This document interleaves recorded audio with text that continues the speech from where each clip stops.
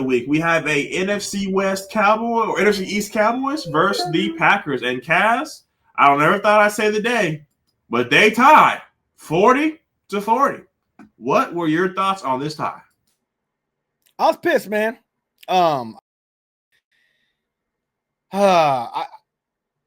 wanted the Packers to kill them. I ain't gonna lie. I wanted the Packers to go in there and just put it to them. And I said it once, I'll say it again.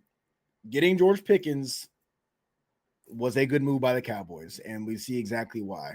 So now Dallas has, for sure, arguably one of the best receiving corps in the NFL, without a doubt. But they have two number ones. They're very similar to Philadelphia right now. George Pickens, I think he's the number one wide receiver. He proved it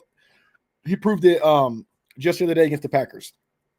Obviously, CeeDee Lamb is who he is. But yeah, just honestly, I'm not gonna give Dallas that much credit. I'm really not. They were at home. No, I'm not. They were at home, and they're known for having a high-powered offense. They always have. Why would I pick them to not have one with George Pickens there, and even though CeeDee Lamb's out? They've done more with less. So okay, Dallas puts up 40 yet again. Dak Prescott puts up 1 million yards. Yet again, he's done that time and time again. I'm looking at the Green Bay defense, and I'm like, what the hell are y'all doing? I didn't look at that game and go, oh my God, wow, Dallas is unstoppable. I'm like, bro, sack fucking Dak. You're right there. You're right there. And then they look, most of the time on offense, when you're Green Bay, they were scoring at will, just like Dallas was, obviously, which is why it was 40-40. But I'm like, you do understand, you guys have Josh Jacobs. You guys can control, you guys can manage this game and just beat the team that you are better than. You're giving Dallas multiple opportunities. And I'm not saying okay, don't go out there and score fast. I'm not saying that. But what I mean is at some point you see your defense they're not figuring their shit out. You got to think, how can we close out this game and win? Okay, defense has already been exposed. They're playing like dog shit today. Okay, there's nothing they can do for whatever reason. Dak's having a day, Pickens is having a day, so be it. If they play that game 5 times, I think that 4 out of those 5 times Green Bay handles Dallas pretty easily. I mean, pretty easily. This just happened to be that game where, I think that just energy was high in Dallas, man. And they went out there and they fared well against the Packers.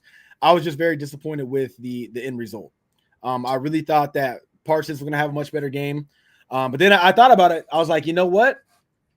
These are his former teammates as of recent. They know everything about him. If anyone's going to shut him down, it's them. Yes, they know everything about him. Okay, they match up against him all the time in practice and OTAs, all that stuff, right? They know the man. Okay, he knows they know the man. So they don't need to really scout or anything. It's okay, we know what Parsons is going to do. No matter where Green Bay puts him, we're going to have an answer for Parsons. And they did a good job of containing him.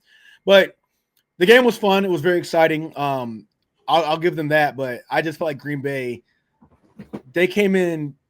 I'm not sure what the game plan was on defense, but I don't think that Dallas was doing anything that Green Bay could not stop. I really don't.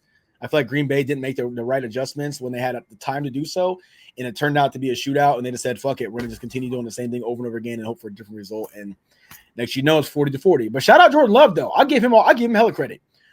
That 40-point performance by that Green Bay Packers offense, way more impressive than Dallas's, only because Green Bay is not known for doing that. Again, if Dallas, since Dak's been in the league, has been known for having a high-powered offense, and we see it, it's not like, oh my God, let's crown Dallas. They have this great offense. They that's what they do. They get weapons. They get weapons. They usually have a solid line. They had Zeke for the prime of his career. Okay, Dak was rookie of the year at one point. So it's like, and when they had Amari Cooper, they were shitting on motherfuckers. When they had Gallup there and mixed up with Cooper, they were shitting on motherfuckers. When they had fucking just CD there, CD was still unstoppable. So it's not like they have not been doing this. As for Green Bay, I can't say the same. Green Bay is not out here just pulverizing teams. Dallas is really good at beating up on shitty teams. They're one of the best. Oh, if you're a shitty team, Dallas will take full advantage of it. Jerry loves putting up 50 points on shitty teams. They oh my God. Oh my,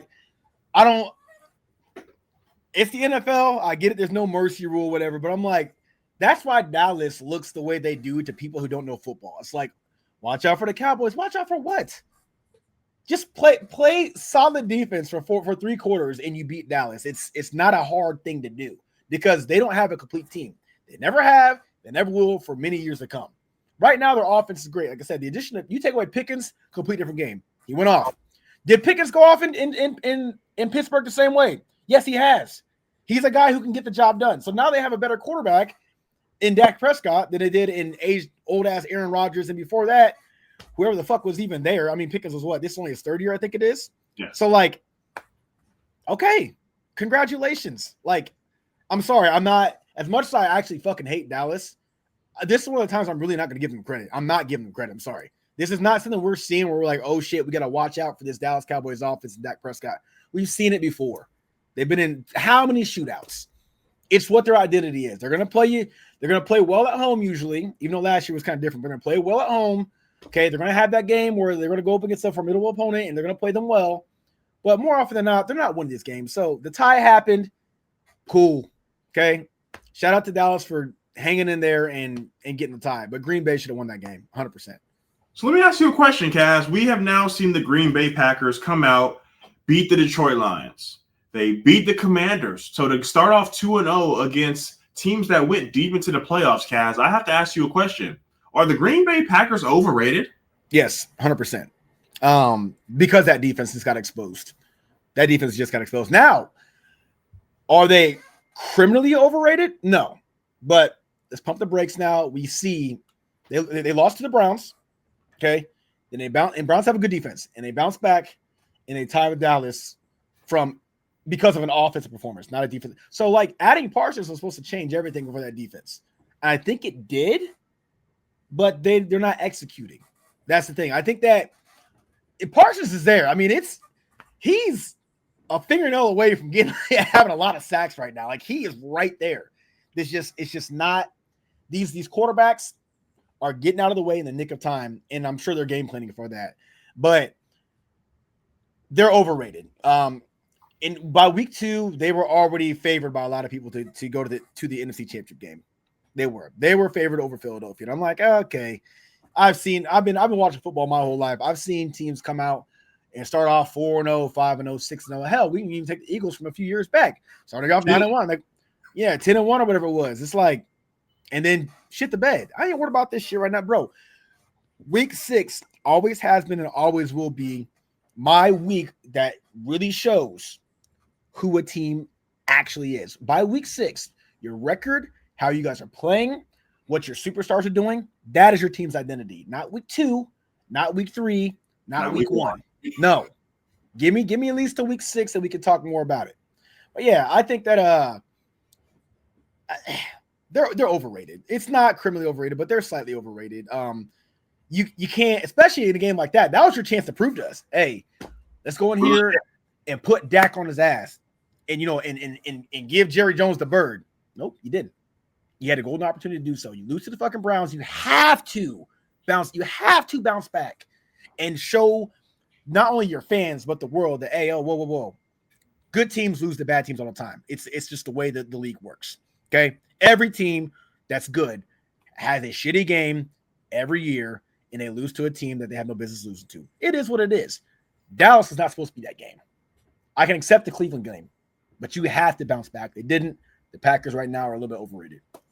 I would agree with you because this offense, like you said, them scoring 40 points is an eye raiser. Romeo Doubs, 3 touchdowns. No one had that parlay. No one thought that was a thing, even something that's going to be a possibility. Josh Jacobs was getting it going early. Jordan Love was getting it going early.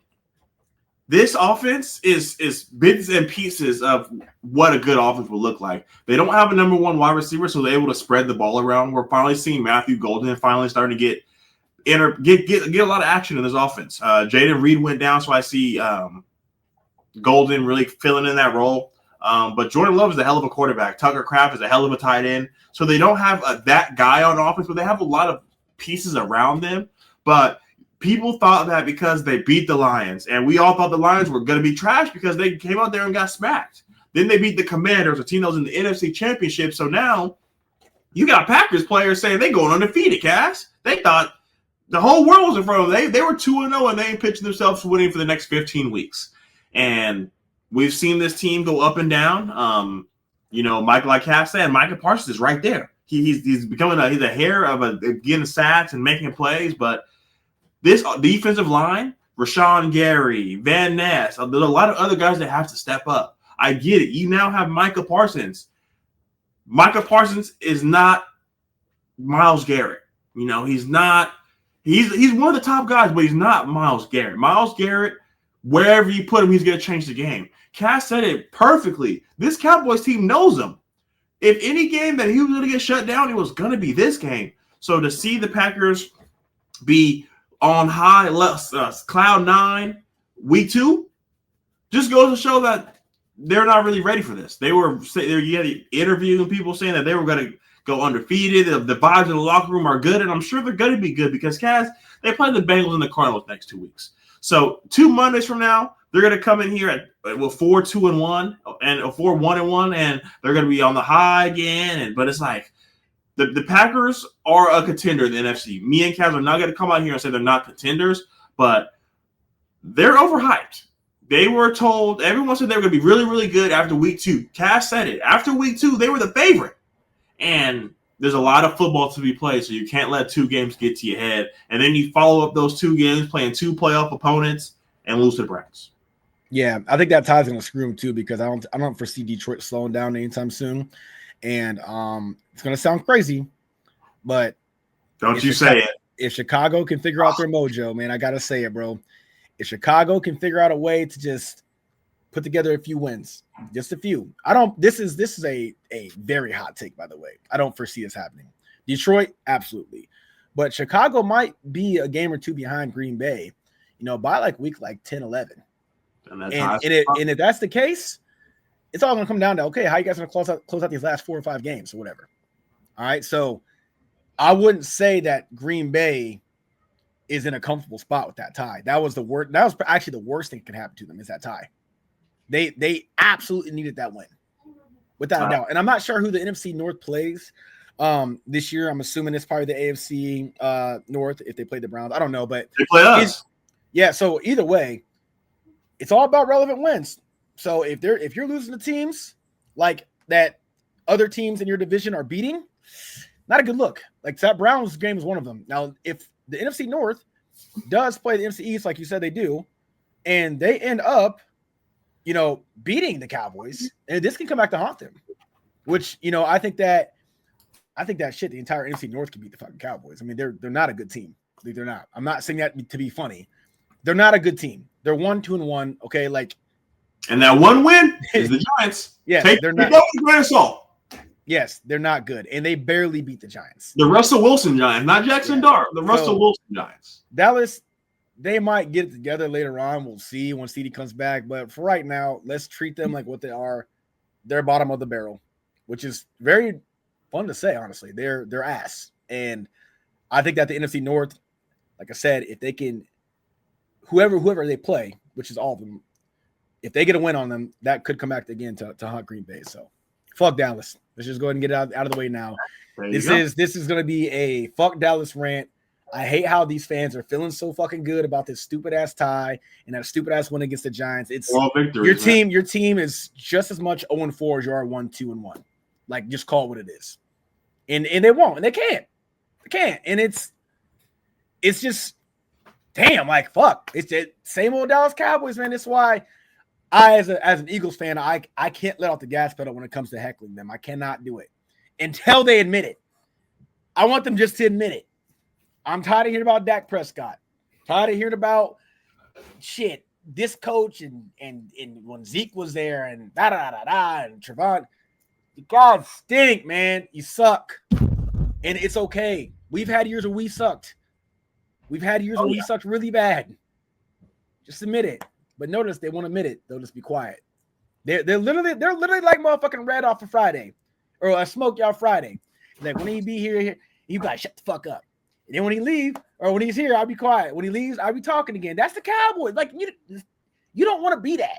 Don't be that. That's bitch made.